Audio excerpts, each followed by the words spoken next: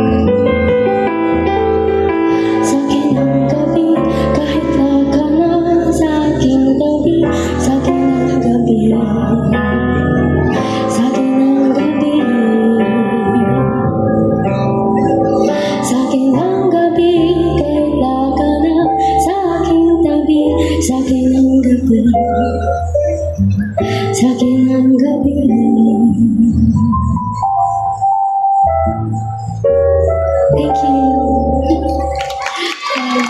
That song is called Iyakin. Tungkol siya sa, it's about turning your tears into something that makes you happy, owning your pain.